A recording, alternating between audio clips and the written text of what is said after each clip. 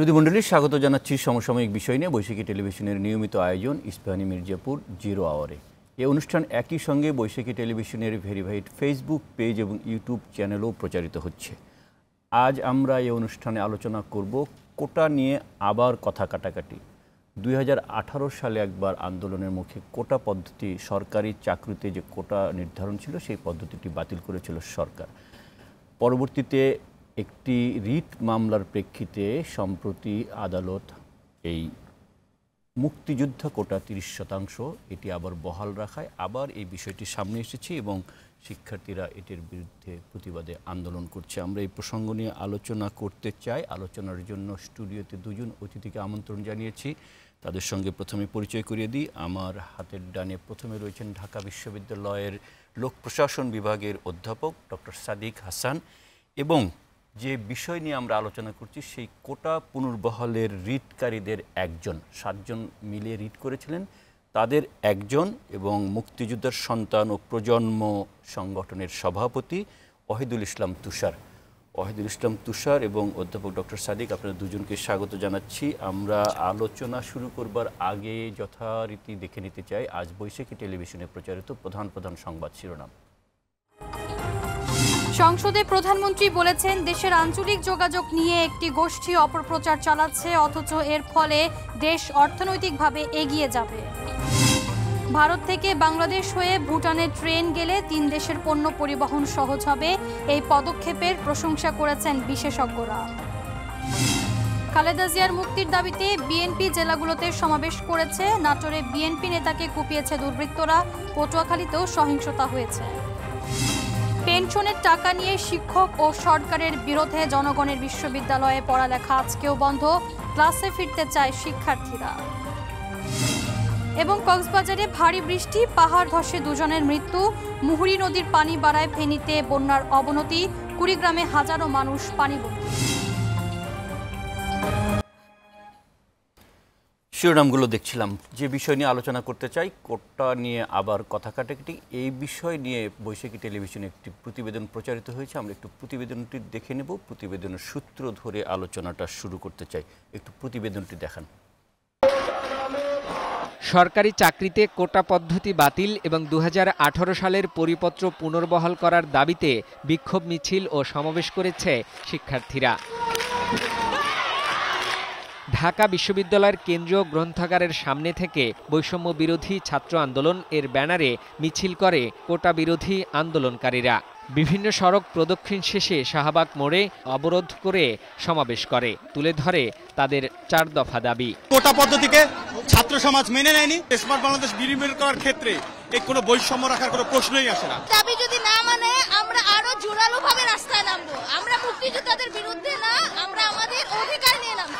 তৃতীয় শ্রেণী ও চতুর্থ শ্রেণী চলছে সেগুলোতেও এই বৈষম্যহীন ও অন্যায় কোটা দূর করতে। রাজধানীতে বিক্ষোভ মিছিল ও সমাবেশ করেছে ঢাকা কলেজের শিক্ষার্থীরা। সমাবেশে বলা হয়, সরকারি চাকরিতে নিয়োগের ক্ষেত্রে কোটা বাতিল না করা হলে সম্মিলিত আন্দোলনের মাধ্যমে তা আদায় করা হবে। আমরা আন্দোলন সংগ্রামের মধ্য দিয়ে, রক্ত দিয়ে যেই দাবি আমরা অর্জন করেছিলাম, কলমের খোঁচায় সেই দাবি আমরা মুছে দিতে দেব না। যতক্ষণ পর্যন্ত আমাদের দাবি বাস্তবায়ন না হবে ততক্ষণ পর্যন্ত আমরা মাঠে অবস্থান করব। বিক্ষোভ মিছিল ও ছাত্র সমাবেশ করেছে জগন্নাথ বিশ্ববিদ্যালয়, কবি নজরুল সরকারি কলেজ ও সোহরাওয়ার্দী কলেজের শিক্ষার্থীরাও। সরকারি চাকরিতে কোটা বাতিলের দাবিতে বিক্ষোভ করেছে জাহাঙ্গীরনগর বিশ্ববিদ্যালয়ের শিক্ষার্থীরা। তারা বিশ্ববিদ্যালয়ের প্রধান ফটকের সামনে ঢাকা আরিচা মহাসড়ক অবরোধ করে। এ সময় সড়কের 2 পাশে যানজটের সৃষ্টি হয়। ময়মনসিংহে বাংলাদেশ কৃষি বিশ্ববিদ্যালয়ের শিক্ষার্থীরা মিছিল ও সমাবেশ শেষে জব্বারের মোড়ে রেলপথ অবরোধ করে। প্রায় 1 ঘণ্টা আটকে থাকে ঢাকা থেকে ময়মনসিংহ হয়ে মোহনগঞ্জগামী মহুয়া কমিউটার ট্রেন। শিরোনামগুলো দেখছিলাম যে কোটা পদ্ধতি বাতিলের পক্ষে তারা সারা দেশে আন্দোলন করছে শিক্ষার্থীরা। আমরা একটু ইতিহাসটা একটু ছোট্ট করে জানিয়ে রাখি যে স্বাধীনতার পর থেকে এদেশে সরকারি চাকরিতে কোটা ছিল এবং এই কোটার পরিমাণ ছিল প্রায় 56%। 30% মুক্তিযোদ্ধা কোটা, 10% নারী কোটা, 10% জেলা কোটা, 5% ছিল উপজাতি কোটা এবং 1% প্রতিবন্ধী কোটা। 2018 সালে ছাত্র আন্দোলনের পর সরকার অক্টোবর মাসে একটি পরিপত্র জারি করে এই কোটা পদ্ধতি বাতিল করেছিলেন, কিন্তু মুক্তিযোদ্ধার কোটা পুনর্বহালের জন্য রিট করেন, যে রিটকারীদের একজন আজ আমাদের অতিথি হয়েছেন। সেই রিটের প্রেক্ষিতে হাইকোর্ট এই মুক্তিযোদ্ধার কোটাটা পুনর্বহাল করেছে। যদিও সবশেষ আপডেট হলো যে রাষ্ট্রপক্ষ এই আদেশের বিরুদ্ধে, হাইকোর্টের রায়ের বিরুদ্ধে আপিল করেছে এবং সেই আপিল আবেদনটি সম্ভবত আগামীকাল শুনানি হবে। সেটা কি হবে সেটা আদালতের বিষয়ে, আমরা সেই প্রসঙ্গে যেতে চাই না।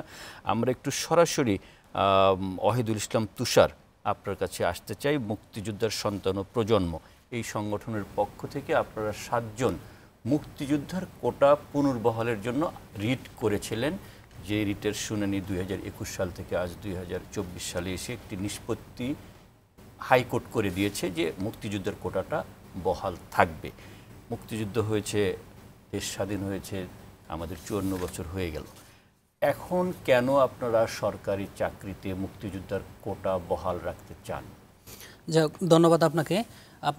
আমি একটু প্রথমে একটু সংশোধন করি যে উনি আপনার যেটা বলছিলেন যে 56% কোটা প্রথম দিকেই ছিল না, আসলেও স্বাধীনতার পরই যখন বঙ্গবন্ধু জাতির জনক বঙ্গবন্ধু শেখ মুজিবুর রহমান দেশ গঠনের কাজে হাত দিলেন, যেটা হচ্ছে প্রথমে পুনর্বাসনের কাজ শুরু করেছিলেন, এবং তখনই 1972 সালে 5ই সেপ্টেম্বর, যেটা হচ্ছে সংবিধান গণপরিষদে গৃহীত এবং সংবিধান কার্যকর হওয়ার পূর্বেই কোটা ব্যবস্থা চালু করেছিলেন। সেই কোটা ব্যবস্থা ছিল তখন 80%, জেনারেল কোটা ছিল 20% অনলি, এবং হচ্ছে 80% ছিল হচ্ছে ডিস্ট্রিক্ট কোটা। এই ডিস্ট্রিক্ট কোটা 80%-এর ভিতরে ছিল আপনার 40% হচ্ছে আপনার জেলা কোটা, 30% হচ্ছে মুক্তিযোদ্ধা কোটা এবং 10% নারী কোটা, ক্ষতিগ্রস্ত নারী কোটা, এই অংশটা ছিল। এবং আপনার 72 সালে যখন কোটা ব্যবস্থা দেওয়া হয়েছিল এবং 73 সালে মাত্র একটা সার্কুলারের মাধ্যমে 350 জন মুক্তিযোদ্ধা এবং নন মুক্তিযোদ্ধাকে চাকরি দেওয়া হয়েছিল, ক্যাডার এবং নন ক্যাডারে। এবং মাত্র স্বাধীনতা 3.5 বছরের মাথায় কিন্তু জাতির পিতা বঙ্গবন্ধু শেখ মুজিবুর রহমানকে হত্যা করা হয়। এবং সেই হত্যার পর থেকেই যে 75 থেকে 96 সাল পর্যন্ত এটা একটা মনে হয় একটা মুক্তিযুদ্ধের ইতিহাসে একটা অন্ধকার যুগ, একটা কালো অধ্যায়। কারণ যারা চাকরি ওই সময় পেয়েছিল তাদের অনেকের সাথে, যারা রিটায়ারমেন্টে গেছেন বা জোর করে বা অবসরকালীন পাঠিয়ে দিয়েছেন, তাদের অনেকের সাথে আমরা কথা বলেছি যে ওই সময় তাদেরকে পদোন্নতি বঞ্চিত যেমন করেছে, অনেকেরকে চাকরিচ্যুত করেছে, বা যারা ওই সময় আপনার চাকরি অবস্থায় ছিল তাদেরকে চাকরি থেকে বহিষ্কার করেছে, অনেক নানা নিপীড়ন নির্যাতন কিন্তু তারা করেছে। ঠিক 96 পর্যন্ত এই মুক্তিযোদ্ধারা কিন্তু তারা কোনো সুযোগ সুবিধা পায় নাই। যখন 96 আওয়ামী লীগ সরকার ক্ষমতা আসলো, তখন দেখেন বীর মুক্তিযোদ্ধাদের কিন্তু চাকরিতে প্রবেশের বয়সসীমা কিন্তু শেষ। কারণ হচ্ছে স্বাধীনতার আপনার সর্বকনিষ্ঠ বীর মুক্তিযোদ্ধার বয়স ছিল 12 বছর 6 মাস, শহীদুল ইসলাম লালু। ঠিক স্বাধীনতার এই হয়ে গেলে এখানে হচ্ছে 21 বছর, ওদিকে হচ্ছে 3.5 বছর, তার মানে 34 বছর কিন্তু হয়ে গেল। তখন কিন্তু বীর মুক্তিযোদ্ধাদের চাকরিতে প্রবেশ করার কোনো সুযোগ ছিল না। তখন কিন্তু মাননীয় প্রধানমন্ত্রী, যে আজকের মাননীয় প্রধানমন্ত্রী, 1997 সালে এই 17ই মার্চ কিন্তু এই সন্তান পর্যন্ত কোটা এক্সটেন্ড করলেন। ঠিক আছে, যখন এক্সটেন্ড করলেন তখনও দেখা গেল যে মুক্তিযোদ্ধার সন্তানদের আপনার কয়েকটা ভাগে প্রবলেম হয়ে গেছে। এক হচ্ছে ওই যে 21 বছরে রাজনৈতিক, অর্থনৈতিক, সামাজিকভাবে মুক্তিযোদ্ধারা যেরকম প্রতিষ্ঠিত হতে পারেনি, অর্থনৈতিকভাবে ক্ষতিগ্রস্ত হয়েছে, ওই একটা সাইড ইফেক্ট ছিল। এবং যারা একটু পড়াশোনা করতে পেরেছে তাদেরকেও চাকরি দেওয়া হয়নি। কারা দেয়নি? এই যে মাঝখানের যে 21 বছর যারা মুক্তিযুদ্ধ বিরোধী প্রশাসক ছিল, এই মুক্তিযুদ্ধ প্রশাসকরা ততদিনে 21 বছরে ডিসিশন মেকার হয়ে গেছে। এবং তাদের এখানে যখন ভাইবা দিতে গিয়েছে, তখন আমাদের যারা বড় ভাইরা ছিল তাদেরকে অনেকটা চাকরি দেওয়া হয় নাই এবং ভাইবা থেকে বের করে দেওয়া হয়েছে।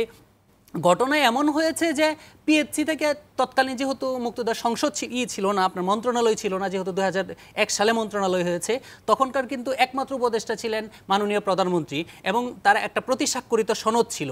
এই সনদ নিয়ে যারা ভাইভাতে যেত তাদেরকে এই সনদের কারণে অনেককে কিন্তু বের করে দেওয়া হয়েছে এবং তারা চাকরি পায় নাই। এরকম অনেক মামলা মোকদ্দমা, ফাইল পিটিশন আছে এবং এরকম অনেক মামলা কিন্তু আমি এটার সাথে অ্যাড করেছি। আপনি এখানে ডক্টর সুমনার কথাই যদি বলেন, এখানে আমি হয়তো এটা নিয়ে আসছি যে এই যে 23তম বিসিএসে কিন্তু তাদেরকে আপনার বাইবাপুর থেকে বের করে দেওয়া হয়েছিল। ঠিক আছে, বের করে দেওয়া হয়েছিল কেন? মাননীয় প্রধানমন্ত্রীর প্রতিস্বাক্ষরিত সনদ। তারা কিন্তু 20 বছর পরে রায় পেয়েছে 2009 সালে। অর্থাৎ আমরা কিন্তু বঞ্চিত হয়েছি। এরপরে দেখেন আপনার যখন এই বারবার অজুহাত তোলা হচ্ছে, সেই আলোচনা তো একটা ভিন্ন আলোচনা। একটা বঙ্গবন্ধুকে হত্যার পরে একটা ভিন্ন রাজনৈতিক প্রেক্ষাপট হিসেবে বঙ্গবন্ধুকে যারা হত্যা করেছে সেই গোষ্ঠী ক্ষমতায় ছিল, সেটা স্বাভাবিক। কিন্তু মুক্তিযোদ্ধারা এখন আর চাকরির সময় নেই, মুক্তিযোদ্ধাদের সন্তানদের কেন এই কোটা দরকার? না, ওই যে মুক্তিযোদ্ধারা যদি প্রতিষ্ঠিত হতে পারতো তাহলে তাদের সন্তানদের প্রতিষ্ঠিত করার সুযোগ ছিল না, দরকার ছিল না। কারণ একজন ব্যক্তি যখন প্রতিষ্ঠিত হয়ে যাবে তার সন্তান আলটিমেটলি প্রতিষ্ঠিত হয়ে যাবে। মুক্তিযোদ্ধার সন্তানরা কি মেধার ভিত্তিতে চাকরি পাওয়ার মতো মেধাবী নেই? না, এখানে অবশ্যই আপনার মেধা এবং কোটাকে আলাদা করে ফেলছেন। আমাদের বর্তমানে যেটা হচ্ছে যে এখানে প্রত্যেকটা মানুষই মেধাবী। আপনি জানেন কি না যে আপনি নিশ্চয়ই জানেন যে আবেদনগুলি চাওয়া হয়, স্যার এখানে আছেন, যতগুলি চাকরি আছে বা যতগুলি সার্কুলার হয়ে থাকে সেখানে কিন্তু সবার জন্য একই যোগ্যতা থাকে, ঠিক আছে? অর্থাৎ যারা কোটার প্রার্থী, যারা নন কোটার প্রার্থী তাদের সমান যোগ্যতা থাকে। অর্থাৎ কোটার প্রার্থীরা একই সমান যোগ্যতা নিয়ে আবেদন করে থাকে, একই প্রশ্নে সবার সাথে উন্মুক্ত প্রতিযোগিতার মাধ্যমে প্রিলিমিনারি, রিটেন এবং ভাইভা পরীক্ষা কৃতকার্য হয়ে প্রায়োগিক ক্ষেত্রে তাদেরকে নিয়োগ দেওয়া হয়। সো বিসিএস এ দেখেন আপনার 4 থেকে 4.5 লক্ষ আবেদনকারী বর্তমানে আবেদন করে থাকে, সেইখানে ভাইভা রিটেনের জন্য রাখা হয় মাত্র 12 থেকে 14,000। যারা টিকে তাদেরকে আপনি অমেধাবী বলতে পারেন না। যারা এই যে 4 লক্ষ বাদ যাচ্ছে মাত্র 14,000 রাখছেন, তারা সবাই মেধাবী। পৃথিবীতে কোনো মানুষই অমেধাবী না। সো এই কোটার বিপরীত শব্দ একটা অংশ এদেশের কিছু মানুষ এটাকে কোটার বিপরীত শব্দ মেধা বানাচ্ছে, কিন্তু কোটার বিপরীত শব্দ তো মেধা হতে পারে না। আপনি দেখেন যে সংরক্ষিত নারী আসন, আমরা সংরক্ষিত নারী আসন বলছেন, সেটা কি কোটা নয়? তাহলে সংরক্ষিত কেন বলছেন? আমাকে বলছেন কোটা আর তাকে বলছেন মেধা। আমি তো সবার সাথে উন্মুক্ত প্রতিযোগিতার মাধ্যমে যাচ্ছি, তাহলে আমাকে মেধা বলছেন কোটা বলছেন কেন?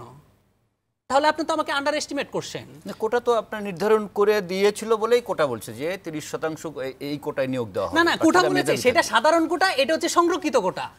সাধারণ কোটা এবং সংরক্ষিত কোটা, কোটাকে সারা বিশ্বই ওয়ার্ল্ড ওয়াইড এটাকে অ্যাফার্মেটিভ অ্যাকশন হিসেবে দেখা হয়, কিন্তু বাংলাদেশে এটাকে কোটাটাকে নেগেটিভ অ্যাকশন হিসেবে নিয়ে আসছে। জি তুষার, আমি আসছি আবার আপনার কাছে। আমি ডক্টর সাদিক আপনার কাছ থেকে একটু জানতে চাই, আপনি জনপ্রশাসনের বিষয়গুলো পড়ান নিজেরাও এবং পড়েছেন। এই যে সরকারি চাকরিতে কোটা পদ্ধতিটি থাকা উচিত কি উচিত না, এই কোটা পদ্ধতির মানে ভালো দিক কি, মন্দ দিক কি, লাভ কি, ক্ষতি কি? ধন্যবাদ। আমরা জানি যে এই কোটা নিয়ে যেটা আজকের শিরোনাম, যে আবার আমরা কথাবার্তা বলছি, এবং এটা নিয়ে 2018-তে একটা বড়সড় আন্দোলন হয়েছে এবং তার পরিপ্রেক্ষিতে কিছু সিদ্ধান্ত এসেছিল, সেগুলো এখন রিভাইজ করা হচ্ছে। তো আমরা যেটা দেখতে চাই সেটা হচ্ছে যে এই কোটার যে ব্যবস্থাটা, এটা সরকারের বা স্টেটের একটা এক্সক্লুসিভ একটা ক্ষমতা। আমরা বাংলাদেশের ক্ষেত্রে যে যদি আমরা দেখি যে কনস্টিটিউশনের 29(3)তে বলা হয়েছে যে যা কিছু বলা হোক না কেন অন্য জায়গায়, সরকারের হাতে এই ক্ষমতাটুকু আছে যে সরকার চাইলে পরে যে কাউকে, যে কোনো গোষ্ঠীকে তারা বিশেষ সুবিধা দিতে পারবে। এটাকে আমরা বলছি অ্যাফার্মেটিভ অ্যাকশন, এবং এই কাজটা কিন্তু সরকারকে কিন্তু মানে এম্পাওয়ার করা হয়েছে। এটা সরকার ছাড়া আর কেউ কিন্তু করবে না, এটাকে ফলে তারা করতে পারবে না, সরকারই এক্সক্লুসিভ ক্ষমতা। এখন সেই ক্ষমতাটা গত 52-54 বছর ধরে সরকার কিন্তু অ্যাপ্লাই করেছে। যখন তার যেটা মনে হয়েছে বিভিন্ন সময় চেঞ্জ আসছে, যেটা তুষার সাহেব বলছিলেন যে প্রথম দিকে ছিল হচ্ছে মুক্তিযোদ্ধাদের জন্য, সেটাকে পরে চেঞ্জ করে করা হয়েছে মুক্তিযুদ্ধের সন্তানদের জন্য, তারপরে করা হয়েছে নাতি নাতিদের জন্য। দ্যাট মিনস এই যে ক্ষমতাটা কিন্তু কোনো সরকার ইউজ করছে। এখন এইটা কেন করা হয়? করা এই কারণে যে বাংলাদেশের ক্ষেত্রে বা পৃথিবীর যে কোনো দেশের ক্ষেত্রে যে জনগোষ্ঠী আছে, সেই জনগোষ্ঠী সবাই কিন্তু মেইন স্ট্রিমে আসতে পারে না বিভিন্ন কারণে। তাদেরকে মেইন স্ট্রিমে আনার দায়িত্বটা হচ্ছে সরকারের।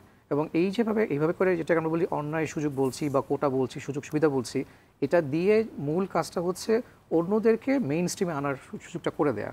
এবং আমাদের যেটা বলছিলেন যে এই সংরক্ষিত নারী কোটা যে আসনটা, আমরা প্রথমে জানি যে প্রথমে ছিল 10টা, 15টা, পরে 45টা, 50টা, এবং এটা কিন্তু বাড়ানো হচ্ছে। এটা কিন্তু একদম পার্মানেন্ট কিছু না।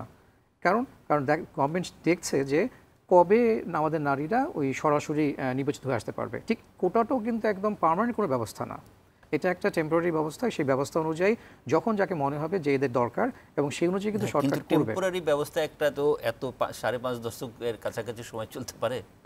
এখন টেম্পোরারি যদি আমরা বলি যে সরকার এটা নির্ধারণ করার দায়িত্ব সরকারের, যে এই টেম্পোরারি ব্যবস্থা কতদিন চলবে। কারণ এটা কোনো একটা নির্দিষ্ট জনগোষ্ঠী যাদেরকে এই কোটার সুবিধা দেওয়া হচ্ছে, তারা সেটা ঠিকমতো ইউটিলাইজ করতে পারছে কিনা, তারা মেইন স্ট্রিম হতে পারছে কিনা, এটা দেখার দায়িত্ব তো সরকারের। বিভিন্নভাবে তারা এটা দেখে। যদি তারা মনে করে যে এটা হয়ে গেছে, তখন এটাকে তারা সরিয়ে নেবে। অন্যান্য দেশে কিন্তু এভাবেই করেছে। বাংলাদেশ যেটা ছিল সেটা হচ্ছে যে ফ্রিডম ফাইটার্স 30%, উইমেন ছিল 10%, জেলা কোটা ছিল 10% এবং এথনিক জনগোষ্ঠী ছিল হচ্ছে 5%। আর পরবর্তীতে এসে যারা প্রতিবন্ধী এটা এই আওয়ামী লীগ সরকারের সময় করা হয়, 1% তাদেরকে একটা কোটা দেওয়া হয়। দ্যাট মিনস এখন 56% ছিল যখন 2018-তে এটাকে বন্ধ করে দেওয়া হয়।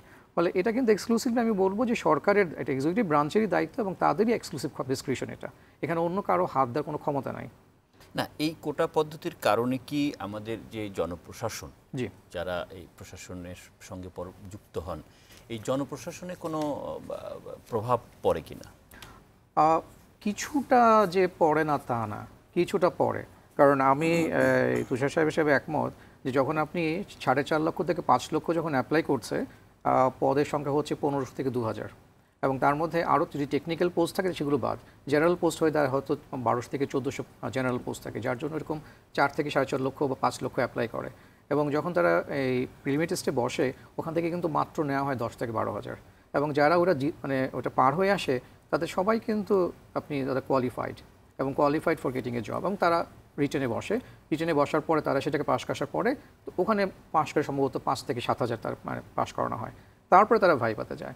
ফলে এই যে স্তরগুলো পার হয়ে আসছে, যিনি স্তরগুলো পার হয়ে আসছে তিনি কিন্তু সরকারি চাকরি পাওয়ার জন্য কোয়ালিফাইড, এবং এগুলো পার হয়ে যাওয়ার পরে কিন্তু কোটাটা অ্যাপ্লাই করা হয়, প্রথমে অ্যাপ্লাই করা হয় না। যদি প্রথমে করা হতো তাহলে আমরা বলতে পারতাম যেটা একদম ডেলিভারেটলি একদম ডিরেক্ট একটা নেগেটিভ ইম্প্যাক্ট আছে, সেটা কিন্তু করা হয় না। করা হয় শেষে যে যখন আপনাকে রিকমেন্ড করে পিএসসি যে আমরা এদেরকে দেওয়া হোক। তো ফলে যেটা হয় যে এই বিষয়টা অনেক বছর ধরে চলে আসার কারণে, এবং আমি মনে করি ব্যক্তিগতভাবে যে মুক্তিযোদ্ধাদের যেটা ছিল 30% সেটা যখন সন্তানের দেওয়া হলো, পরবর্তীতে নাতি নাতিদের জন্য দেওয়া হলো, এইটার একটা নেগেটিভ ইম্প্যাক্ট পড়েছে সমাজের উপরে। এবং যারা চাকরি প্রার্থী, আমাদের এখানে যে পরিমাণ সরকারি চাকরি আছে তার তুলনায় কিন্তু বেকার ছেলেমেয়ের সংখ্যা অনেক বেশি। ফলে এটা কিন্তু একটা নেগেটিভ একটা ইম্প্যাক্ট তারা পড়েছে। এবং এখন আমরা যেটা দেখতে পাচ্ছি যে মেধা বা কোটা দুটোকে পরস্পরমুখী করে ফেলা হয়েছে, ওটা দোকান থেকে আসছে যে না, মানে তারা যে পরিমাণ তারা চাকরি চাচ্ছে সেরকম পাচ্ছে না। আরেকটা বিষয় হচ্ছে গত 10-12 বছর ধরে আমরা একসময় দেখেছি যে যখন আমি ছাত্র ছিলাম তখন বিসিএসের প্রতি মানুষের খুব একটা আগ্রহ ছিল না, খুব কম মানুষই যেদিকে যেত। কিন্তু এখন বিসিএসটা হচ্ছে একদম ক্রেজ। আমাদের দুঃখজনক সঙ্গে বলতে হয় আমাদের যে লাইব্রেরি, সেই লাইব্রেরিতে সকালবেলা 7টার সময় যেটা আপনি যান দেখবেন বিশাল লম্বা লাইন, এবং এটা কেউ কিন্তু পড়তে যায় না, এটা সব বিসিএসে গাইড পড়তে যায়। আমার নিজের ছাত্র যারা আছে তারা দেখেছি ক্লাস সেকেন্ড ইয়ারে মানে 4th সেমিস্টার ওঠার পরে তারা মানে ডিপার্টমেন্টে পড়া বাদে তারা গাইড পড়ছে। তো ফলে ওটা সম্পূর্ণ ওইমুখী হয়ে যাওয়ার কারণে যে করেই হোক একটা চাকরি পেতে হবে, সরকারি চাকরি, ওই ক্রেজটার কারণে কিন্তু এই সমস্যাগুলো তৈরি হয়েছে। এখন এই জন্য এই সরকারি চাকরির প্রতি আগ্রহ বেশি হওয়ার কারণে বিসিএস এটা বেড়েছে, এবং কারণ ওখানে আপনার জব সিকিউরিটি আছে, ক্ষমতা এক্সারসাইজ করা যায়, এবং আপনার মোটামুটি এক ধরনের একটা সেফটি নেট সেখানে কাজ করে যে আপনি প্রাইভেট জবে তো আপনার কোনো জব সিকিউরিটি নাই, যখন তখন আপনাকে বলতে পারি your service no longer required, কিন্তু ওখানে তো আপনি আছে এবং আপনি একটা ভালো সুযোগ পাবেন। এবং সবচেয়ে বড় কথা হচ্ছে ওইখানে আপনি যদি ওখানে বিশেষ কিছু ক্যাডার আছে যেগুলোর প্রতি মানুষের খুব আগ্রহ, সেই ক্যাডারে যদি যেতে পারেন তাহলে মানে কি বলবো যে আপনার আর কিছু চাওয়ার থাকবে না, মানে আপনি সবচেয়ে সুখী মানুষ বোধ অথবা হেভেন ইন আর্ট এরকম বিষয়টা হয়ে যাবে আর কি। না, তুষারের কাছে আবার একটু আসছি, পরে আমরা একটা বিরতির পরে সাদিক আপনার কাছে আসবো। আপনারা তো এই যে রিট আবেদনে আপনারা কি চেয়েছিলেন যে মুক্তিযোদ্ধার কোটাটা শুধু থাকবে, সেই কোটাটা এখন যেমন সন্তানদের জন্য আছে, নাতি নাতনিদের জন্য আছে, এটা আরও কতদিন রাখতে? না না, যাই হোক, ধন্যবাদ আপনাকে। এইটা কতদিন থাকবে বা না রাখবে স্যার যেটা বলেন, এগুলি আসলে গভর্নমেন্ট এই যে এটা যেটা দরকার ছিল যে যাদের জন্য উপকারভোগী যারা এটা ফেসিলিটিগুলি পাচ্ছে তাদের সাথে বসা, ডিসিদের সাথে বসা, ওই গোত্রের সাথে বসা, তাদের প্রতিনিধির সাথে বসে ঠিক করা যে এই পরিবারটা কতটুকু বা এই গোষ্ঠীটা কতটুকু উন্নতি হয়েছে, যদি হয়ে থাকে তাহলে সেটা কমায় দাও। এরকম কোনো সেটা কখনোই বাংলাদেশ সরকার না কখনোই করে না, এটা একটা হজবরল অবস্থা। অর্থাৎ সেই জন্য আমরা আমাদেরকে যাদেরকে দেওয়া হয়েছে সেই সুবিধাটা আমরা পাই না। যেমন বীর মুক্তিযোদ্ধারা পাই নাই, বয়স শেষ, এরপরে সন্তান দিল, সন্তানদেরও নেওয়া হচ্ছে না। এখন সন্তানদের দেখেন, সন্তানদের যখন নেওয়া হচ্ছে না তখন মাননীয় প্রধান বললেন সন্তানদের দিলাম, তাদেরও দিলা না তোমরা। আমার কাছে 20-25টা পরিপত্র আছে, মাননীয় প্রধানমন্ত্রী 1996 সাল থেকে এসে 2001 সাল পর্যন্ত দিলেন। মানে কোটা অনুসরণ করো। এটা হচ্ছে রাষ্ট্রের ক্ষতিগ্রস্ত হচ্ছে, কারণ আমরা মামলা করছি, আমরা বঞ্চিত হচ্ছি। অনেক মামলা আছে, আমি নিজেও অনেক মামলা রেফারেন্স দিয়েছি এখানে, ঠিক আছে? তখন দিচ্ছে না, এরপরে কিন্তু নাতি নাতনি আসছে, ঠিক আছে? না হলে কিন্তু এতদিন পর্যন্ত আসতো না, সেইটা ডাটাবেস নাই। কিন্তু সবচেয়ে দুঃখজনক ব্যাপার হচ্ছে আমাদের একটা গায়ে লাগার বিষয় আছে। দেখেন যে মহান মুক্তিযুদ্ধে বীর মুক্তিযোদ্ধারা নিজের জীবন ত্যাগ করে নিশ্চিত মৃত্যু জেনেই কিন্তু যুদ্ধে গিয়েছিল। তাদেরকে সকল শ্রেণীতেই কোটা দেওয়া হয়েছিল অনলি পুনর্বাসনের জন্য এবং বিশেষ বিধান হিসাবে, স্পেশাল প্রিভিলেজ যেটাকে আমরা বলে থাকি। সেই বিশেষ বিধান গিফট বাতিল করা যায় না। দ্বিতীয়ত হচ্ছে তাদেরকে যে উপহারটা সেইটা, এবং হচ্ছে তারা যে ক্ষতিগ্রস্ত হয়েছিল, তারা কিন্তু সরাসরি ক্ষতিগ্রস্ত হয়েছিল, সেই ক্ষতিগ্রস্তেরও একটা ধারণা আছে। এখন মুক্তিযোদ্ধাদেরকে রাষ্ট্র অনগ্রসর ঘোষণা করবে না, তাদেরকে বীর উপাধি দিয়েছে। কিন্তু দেখেন আপনি বীর শ্রেষ্ঠের অনেক ছেলেই কিন্তু বোতল টোকায় আছে। তো আমার পরিবার কতজন সচ্ছল আছে দেখেন, সচ্ছল নাই। কিন্তু প্রশ্ন হচ্ছে এইখানে করছে কি 2018 সালে, এইগুলি মানুষে জানে না। 2018 সালে কোটা বাতিল করে নাই। 2018 সালে 4 অক্টোবর জনপ্রশাসন মন্ত্রণালয় মুক্তিযোদ্ধা পরিবারকে শ্রেণীবিন্যাস করে প্রথম, দ্বিতীয় এবং তৃতীয় শ্রেণীর 11, 12, 13তম গ্রেড কোটা বাতিল করেছে। এবং যেই গ্রেডগুলিতে নিয়োগ নাই, যেই গ্রেডগুলিতে হচ্ছে আউটসোর্সিংয়ে চলে গেছে, যেই গ্রেডগুলি হচ্ছে জারুদার পিয়ন, অর্থাৎ 14 থেকে 20তম গ্রেডে মুক্তিযোদ্ধা পরিবার এবং অন্যদের জন্য রাখা হয়েছে। আমরা বলছি যদি কোটা রাখতে হয় তাহলে সকল শ্রেণীতেই রাখতে হবে, কিন্তু কাউকে আন্ডার এস্টিমেট করে অপমান অপদস্থ করে কোটা রাখা যাবে না। আমি জনপ্রশাসন প্রতিমন্ত্রীকে তৎকালীন সময় বলেছিলাম, আচ্ছা রাষ্ট্র যদি মনে করে কোটা দরকার নাই, নো, মুক্তিযোদ্ধারা নিজের মায়া ত্যাগ করেছে, কিন্তু কাউকে অসৎ উদ্দেশ্যে হেয় প্রতিপন্ন করার সুযোগ নাই, সেটা করতে পারেন না। এবং এই যেগুলি রাখা হয়েছে এগুলো কিন্তু নিয়োগ নাই, আপনি দেখেন যে কোনো নিয়োগ নাই, ঠিক আছে? তাহলে এটা কেন করবে? আর আর আর আরেকটা বিষয়, রায়ের কথা যেটা বললেন, রায় বিষয় নিয়ে তো আলোচনা করা যায় না, রায় নিয়ে আমরা পরে আলোচনা করি। একটা বিরতির সময় হচ্ছে, বিরতির পরে আবার আসবো। প্রিয় দর্শক, আপনারা দেখছেন জিরো আওয়ার, আমাদের সঙ্গে থাকুন। ফিরছি ছোট্ট একটা বিরতির পর।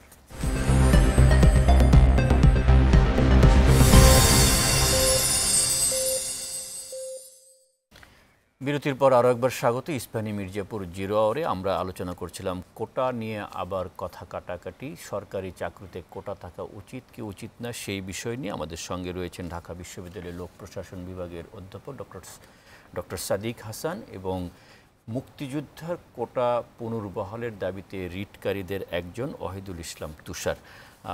ডক্টর সাদিক, আপনার কাছে আবার আসছি যে এই কোটা নিয়ে 6 বছর আগে অনেক আলোচনা হয়েছে, রাজপথে আন্দোলন হয়েছে, এখন আবার অনেক কথাবার্তা চলছে এবং সেই কথা জাতীয় সংসদ পর্যন্তও গড়িয়েছে। আজকে সংসদের বিরোধী দলীয় নেতা বলেছেন যে এই কোটা ব্যবস্থা বৈষম্য মুক্ত সমাজ গঠনের প্রক্রিয়াকে বাধাগ্রস্ত করছে, কোটা থাকা উচিত নয়। আপনি কি মনে করেন? আচ্ছা, গণতান্ত্রিক পরিবেশে সবার নিজস্ব মতামত থাকবেই, সেটাই কাম্য, এবং সবাই যার যার মতো করে মতামত দেবে। আমি ব্যক্তিগতভাবে মনে করি যে সরকারি চাকরিতে একটু কোটা থাকা উচিত, এটা পুরোপুরি ব্যক্তিগত মতামত। তবে এখন যেভাবে আছে আমি ব্যক্তিগত মনে করি সেভাবে হয়তো না, তবে এটাকে একটু রিফর্ম করা উচিত। এবং এখানে একটু বলে রাখা ভালো যে 2018 সালে যেই ছাত্র আন্দোলন হয়েছিল এবং যে ছাত্র আন্দোলনের প্রেক্ষিতে কোটা ব্যবস্থাটা অ্যাবলিশ করা হয়েছিল, 6 বছর পরে দেখা যাচ্ছে যে সেই অ্যাবলিশ করার যেই পদ্ধতি অবলম্বন করা হয়েছে তাতে নিশ্চয়ই কিছু ভুল ছিল। কারণ যদি ভুল না থাকতো তাহলে কিন্তু এই এখন হাইকোর্টের 5 তারিখে, জুনের 5 তারিখে সম্ভবত রায়টা দিয়েছে, সেই রায়টা কিন্তু এরকম হতো না। উচিত ছিল যে হয়তোবা দুপক্ষে যদি বসে আলোচনা করে তারা ঠিক করতে পারেন। এটা আমি আগেই বলেছি যে কোটা থাকবে কি থাকবে না এবং কাকে কোটার অংশ করা হবে এটা সম্পূর্ণভাবে কিন্তু সরকারের ডিসক্রিপশন, এক্সক্লুসিভলি তারাই ঠিক করবে। ফলে উচিত ছিল আসলে দুপক্ষে বসে ঠিক করা যে যে কোটাগুলো আছে সেটা আসলেই দরকার কিনা, বা এটা স্টাডি হতে পারতো, বা এটাকে রিভাইজ করা যায় কিনা, কিন্তু সেই পথে কিন্তু কেউই হাঁটেনি। একটা পক্ষ হেঁটেছে চাপ দেওয়ার ক্ষেত্রে, প্রেশারাইজ করার ক্ষেত্রে, যেটা হচ্ছে আমাদের দীর্ঘকালের একটা ঐতিহ্য, আমরা সবসময় রাস্তায় সমস্ত কিছু সমাধান খুঁজি। আর একটা পক্ষ সেটা ওই রাস্তায় না, তারা কিন্তু বাতিল করে দিয়েছিল। এখন 5ই জুনের যে রায়টা হয়েছে, রায়ের ফলে কিন্তু ব্যাপারটা আবার পুরোনো জায়গায় ফেরত গেছে। এখন আবারও যেটা সমস্যাটা, যেটা হয়তো কালকে যেটা যদি শুনানির জন্য যায়, আমরা হয়তো যদিও সাবজুডিস বিষয় এটা নিয়ে কথা হলে ঠিক হবে না, তবে আমরা দুটো সিনারিও দেখতে পারি। একটা সিনারিও হচ্ছে যে যদি সুপ্রিম কোর্ট আপিলের ডিভিশন যদি হাইকোর্টের রায়টা বহাল রাখে তাহলে কি হবে, আর যদি বহাল না রাখে তাহলে কি হবে। যদি বহাল না রাখে তাহলে তো যারা আন্দোলনকারী যারা চাচ্ছেন তা সেটা পেয়ে গেলেন। যদি বহাল রাখে তাহলে কি হবে, তাহলে কিন্তু আর কোনোভাবে এটাকে বাদ দেওয়া সম্ভব না, এটাকে রাখতেই হবে। কারণ সুপ্রিম কোর্টে যেই সর্বোচ্চ আদালত যে রায়টা দেবেন সেটাকে চ্যালেঞ্জ করা, সেটাকে ওটাকে উল্টানোর কোনো ক্ষমতা কিন্তু আর কোথাও নাই, বলে ওটাকে রাখতেই হবে। তাহলে কি শেষ? না, তাহলে শেষ না। তখন আসতে হবে ওই আলোচনার রাস্তায়, যে যেটা আছে সেটাকে আমরা যখন থাকবেই কতখানি রাখতে পারি। সেটা যদি 6 বছর আগে হতো সেই আলোচনাটা, তাহলে কিন্তু আজকে আবার এই যেটা এখন দেখতে পাচ্ছি সেটা আমরা দেখতে পেতাম না। বরং আমি যেটা বলছি, যেটা আপনি জিজ্ঞেস করছিলেন যে আমি কি মনে করি, আমি মনে করি কোটা রাখা উচিত। এবং আমাদের এই 6 বছরে আমরা কিছু স্টাডি করার চেষ্টা করেছি। অলরেডি আমার একজন কলিগ এটা তারা স্টাডি করছেন যে কোটা না থাকার ফলে সরকারি চাকুরিতে কী ইম্প্যাক্ট তৈরি হচ্ছে, স্পেশালি উইমেনদের ক্ষেত্রে। এবং আমরা মোটামুটি যে একটা প্রিলিমিনারি রিপোর্ট পেয়েছি যে সরকারি চাকুরিতে গত 6 বছরে মহিলাদের যে অংশগ্রহণের যে পার্সেন্টেজটা এটা কমে আসছে। কারণ 10% কিন্তু এখন আর নাই, না থাকার কারণে তারা যখন আসছে তারা কমে আসছে। সো আমার ব্যক্তিগত মতামত যে এটা কোটার পরিমাণটা সর্বোচ্চ হয়তো 15 থেকে 20% থাকতে পারে। এবং সেটা কীভাবে রাখতে পারে, হয়তো ফ্রিডম ফাইটার্স কোটা থাকতে পারে 5% বা 10%, অথবা উইমেন্স কোটা থাকতে পারে 5%, এথনিক কোটা 5% এবং 1% থাকতে পারে হচ্ছে। একেবারে একটা মানে এই প্রশ্নটা আমি জানি না অন্যভাবে নেওয়ার সুযোগ নাই, যে মুক্তিযোদ্ধারা যুদ্ধ করেছেন কিন্তু তারা কি পাবেন, কি বা কোনো প্রত্যাশা ছিল না, একটাই তাদের লক্ষ্য উদ্দেশ্য ছিল দেশ স্বাধীন করা, এবং তারা দেশ স্বাধীন করেছেন। দেশ স্বাধীন হওয়ার পর যারা দেশের পরিচালনার দায়িত্ব আছেন তাদের দায়িত্ব যে এই মুক্তিযোদ্ধাদের পুনর্বাসন করা। কিন্তু পুনর্বাসন করতে গিয়ে সেটা কি 54 বছর পর্যন্ত তার ছেলে, তার নাতি, তার পুতি এদের এটা থাকা উচিত? এই বিতর্কটা জি আমরা বুঝতে পারছি। এই প্রশ্নের আসলে কোনো সরাসরি হ্যাঁ বা না অ্যান্সার নাই। এই প্রশ্নের উত্তর দেখতে হলে আপনাকে দেখতে হবে, একটু পিছন দিকে তাকাতেই হবে। কারণ আপনাকে দেখতে হবে মুক্তিযুদ্ধের পরপর বঙ্গবন্ধুকে হত্যা করার পরে আমরা পেছন দিকে হাঁটা শুরু করেছি। যে মুক্তিযুদ্ধের মাধ্যমে বাংলাদেশ তৈরি হয়েছিল, আমরা কিন্তু আবার পাকিস্তানের দিকে হাঁটা শুরু করেছি। সমস্ত কিছু চেঞ্জ হয়ে গেল। এবং সেই সময়টাতে স্পেশালি 75 থেকে এই 96 পর্যন্ত এই সময়টুকুতে মুক্তিযোদ্ধা পরিচয় দেওয়াটাও একটা ভয়ের ব্যাপার ছিল। অনেকে আমি দেখেছি, কারণ তারা মুক্তিযোদ্ধা পরিচয় তারা ইউজ করতেন না, কারণ ইউজ করলে বিভিন্নভাবে নিগৃহীত, বিভিন্নভাবে হচ্ছে আপনার নির্যাতন বা হচ্ছে অপমানের শিকার হতে হতো। ফলে ওই সময়টুকুতে কিন্তু একটা বড় অংশ মুক্তিযোদ্ধা যারা মারা গেছেন তারা কিন্তু রাষ্ট্রীয়ভাবে কোনো সাপোর্ট পাননি। এখন যে মুক্তিযোদ্ধাদের ভাতাটা আমরা এখন দেখতে পাচ্ছি, যেটা এখন 20,000 টাকা করে পার মান্থ দেওয়া হয়, এবং তার মানে তিনি মারা যাওয়ার পরে তার ওয়াইফকে দেওয়া হয় বা তার স্পাউসকে দেওয়া হয়, এটা একসময় ছিল হচ্ছে মাত্র কয়েকশো টাকা, 300 টাকা, হ্যাঁ থ্যাংক ইউ, 300 ছিল। এই টাকা দিয়ে একটা পরিবার কি চলা সম্ভব? তার মানে আমরা একটা বড় অংশ সময়, যে সময়টাতে মুক্তিযোদ্ধাদের সাপোর্ট দরকার ছিল, রাষ্ট্রীয় পুনর্বাসন ছিল, আমরা করি নাই বলেই কিন্তু এখন আমাদের সময় আসছে যে কিছুটা করা, এবং সেটা করার জন্য আমি মনে করি না 30% দেওয়া দরকার আছে। আমি মনে করি এটা 5 to 10% হওয়া উচিত, কিন্তু একদম বাদ দেওয়া সেটা কোনোভাবে উচিত হবে না। এটা আমার ব্যক্তিগত মতামত। বাদ দেওয়ার সময়ও যেমন এটা নিয়ে মানে কোনো গবেষণা হয়নি বা আলোচনা হয়নি, এখন এসে আরেকটা জটিলতার মুখোমুখি হয়েছে। ওহিদুল ইসলাম তুষার, আপনি রিট সম্পর্কে একটা কিছু বলতে চেয়েছিলেন। আচ্ছা, রিট সম্পর্কে আসলে আমি চলমান বিষয় নিয়ে বলতে চাই না। আমি এর চলমানের আগে যে বিষয়গুলি ছিল, এই মুক্তিযোদ্ধা কোটা নিয়ে যখন কার্যকর হয় নাই তখন একাধিক মামলা হয়েছিল, ঠিক আছে। অলরেডি এই ম্যাটারটা সুপ্রিম কোর্ট সেটেল করা। 30% কোটা মুক্তিযোদ্ধা সন্তান বা হচ্ছে মুক্তিযোদ্ধা কোটার প্রার্থীদের জন্য থাকবে, সেটা সুপ্রিম কোর্ট অলরেডি সেটেল করে দিয়েছে রিট পিটিশন 235/2012-তে। এটা আপনার যখন 235/12 যখন হাইকোর্টে গেল, সেখানে স্পষ্টতই বলে দিয়েছে যে 30% quota reserve for the children of freedom fighter shall be followed strictly. সেগুলো তো 18 সালে এসে সবগুলোই বাতিল হয়ে গেল সরকারের। সুপ্রিম কোর্টের যদি রায় থাকে সেইটা কোনো এক্সিকিউটিভ অর্ডার দিয়ে বাতিল করার সুযোগ নাই, কিন্তু হয়েছে তো 18 সালের পরে। তো স্যার যেটা বললেন যে এটা আইনের ব্যত্যয় হয়েছে। আপনার সুপ্রিম কোর্টের রায় ছিল, আপনি পার্লামেন্টে যান নাই, কিন্তু হচ্ছে একটা নোটিশে একটা প্রজ্ঞাপনে বাতিল করে দিলেন, তখনই হচ্ছে এই আইনে গিয়া ব্যত্যয় ঘটলো। অর্থাৎ এই রায়টা তো আপনি রিভিউ করতে পারেন। একটু বুঝতে চাই যে 2012 সালের কথা বলছেন, সুপ্রিম কোর্টের একটা 2012 সালে হচ্ছে হাইকোর্টে, সেটা হচ্ছে বীর মুক্তিযোদ্ধাদের বয়স সংক্রান্ত একটা মামলা হয়েছিল। সেই মামলাতে গিয়ে মহামান্য হাইকোর্ট একটা রায় দিয়েছিল রিট পিটিশন 235/12-তে। সেখানে তারা অবজারভেশনের ডাইরেকশনে বলে দিয়েছিল যে 30% quota reserve for the children of freedom fighter shall be followed strictly as possible, and the concerned department will take all necessary steps to fill up the same with the children of freedom fighters, and in case if the quota cannot be filled up, the concerned post be kept vacant. বুঝতে পেরেছি, এটা যখন observation ছিল, এটা observation যখন বলে দিছে strictly followed, তখন আর অবজারভেশন নাই। এটা তো আমরা বাংলা সেন্টেন্স বললেই হয়। যখন বলা হয়েছে স্ট্রিক্টলি ফলোড, তখন তো সেটার অবজারভেশন রইল না। এরপরে যখন এটা মহামান্য তাহলে আপিল বিভাগে তাহলে গেলেন, তখন তাহলে আপিল বিভাগে গেলেন। আরেকটা প্রশ্ন একটু জানতে চাই, সেটি হলো যে 2018 সালে যখন সরকার প্রজ্ঞাপন দিয়ে সব কোটা বাতিল করে দিল, তখন তো এটা চ্যালেঞ্জ হয়েছে। হ্যাঁ, এইটাই পরবর্তী চ্যালেঞ্জ হয়েছে। এই যে এই আলোকে তাহলে রায় কোথায় থেকে আসলো? রায়টা হচ্ছে এই যে মহামান্য হাইকোর্ট এবং আপিলের ডিভিশন, এবং আপিলের ডিভিশন এটা বহাল রাখলেন। এই যে অংশটা যে 30% কোটা বহাল থাকবে, বাট ওইখানে যে বলছিল if the quota can not be filled up the concern post be kept vacant, এই অংশটা এক্সপান্স করে দিলেন। দ্যাট মিনস হচ্ছে যে কোটা যদি লুক না পাওয়া যায় জেনারেল থেকে নিতে পারছেন, কিন্তু 30% কোটা থাকবে, এটা ব্যত্যয় করার সুযোগ নাই। তাহলে কোটা থাকলো, তার মানে হচ্ছে কিন্তু আলটিমেটলি কেউ ক্ষতিগ্রস্ত হচ্ছে না। এবং হাইকোর্টে যে রায়টা দিয়েছে এটা নিয়ে আমি নাই বলি যে 30% কোটা ওই হাইকোর্টের যে রায়টা ছিল সেটাই বহাল হইলো, কিন্তু লোক না পাওয়া গেলে জেনারেল থেকে নিতে পারবে কোটা থেকে। তার মানে হচ্ছে কোটা যদি 10% পূরণ হয় আপনি 90% নিতে পারছেন, যে 5% পূরণ হয় আপনার 95% নিতে পারছেন, কখনোই তো পূরণ হয় না সেটা। তাহলে হাইকোর্টের যে বাইন্ডিংসটা ছিল, সুপ্রিম কোর্টের যে বাইন্ডিংসটা ছিল সেটা রয়ে গেল, এবং সংবিধান গৃহীত হওয়ার পূর্বেই কোটা অনুমোদন করে ফেলছে গণপরিষদ, একই সাথে কোটা অনুমোদন করছে এবং সংবিধান অনুমোদন করছে 1972 সালে। এখন আপনাদের রিট মামলার কারণে প্রেক্ষিতে যে রায়টি হলো, সেই রায়ের তো আপিল করলো রাষ্ট্রপক্ষ, সুতরাং এখন অপেক্ষার পালা যে এই অপেক্ষার পালা। আর এখানে একটা বিষয় অবশ্যই বলে রাখা উচিত, সেটা কিন্তু আমরা অনলি মুক্তিযোদ্ধা কোটার জন্য আমরা আপিল রিট করেছিলাম। অনেকেই ধরনের গুজব ছড়াচ্ছে যে 56% কোটা ফিরছে না, আমরা ওই পরিপত্রে 2018 এটা পরিষ্কার হয়েছে, শুধু মুক্তিযোদ্ধার 30% কোটার জন্য বহালের জন্য আপনারা এখন ফুল রাইট মামলা পেলে আমরা করেছিলেন। বুঝতে পারবো এটা নিয়ে। ধন্যবাদ তুষার। আমরা আরেকটা বিরতির সময় হয়েছে, বিরতির পর আবার আসবো আপনাদের কাছে। প্রিয় দর্শক, আমাদের সঙ্গেই থাকুন, ফিরছি ছোট্ট একটা বিরতির পর।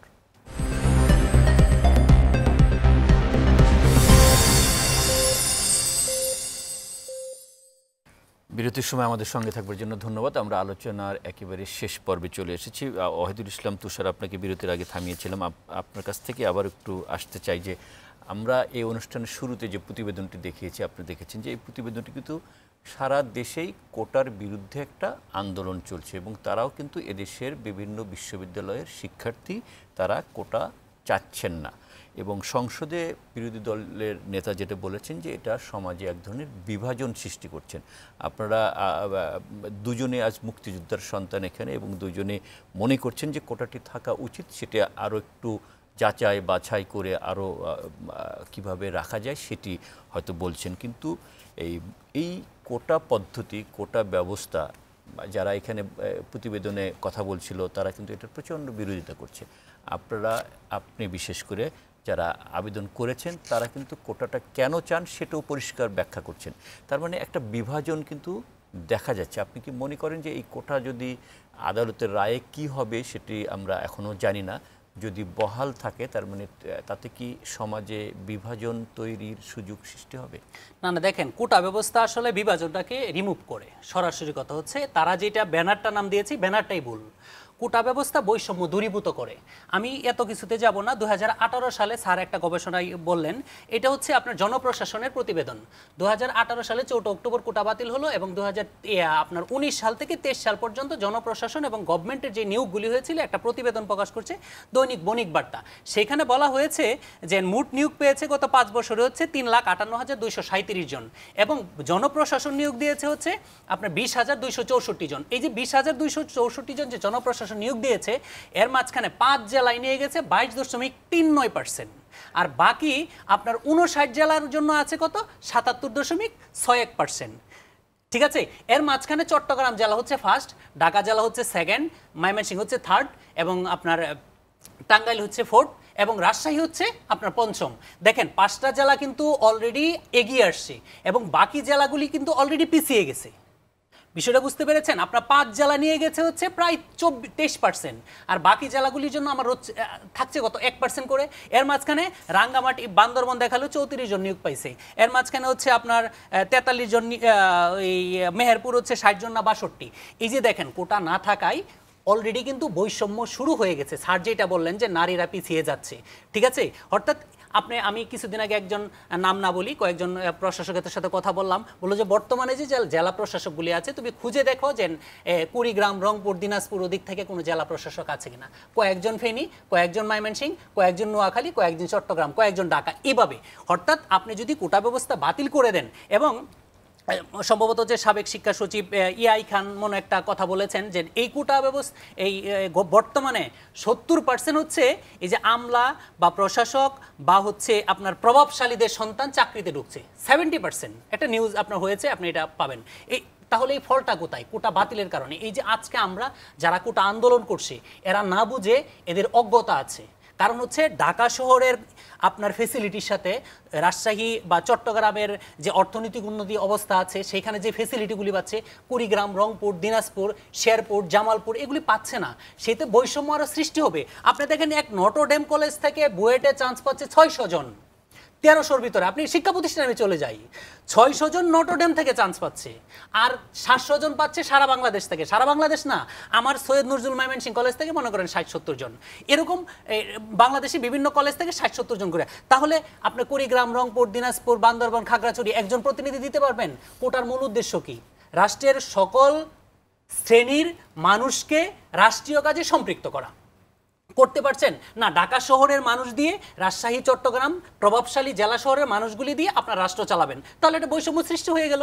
তাহলে কোটা ব্যবস্থা কখনো বৈষম্য না, বরং বৈষম্য দূরীভূত করে। কিন্তু এখানে আমাদের মূল সমস্যা হচ্ছে আমাদের পদ সংখ্যা, আপনি নিশ্চয়ই জানেন স্যার, এটা অ্যাকুরেটলি বলতে পারবে, 19 লাখ বা সামথিং।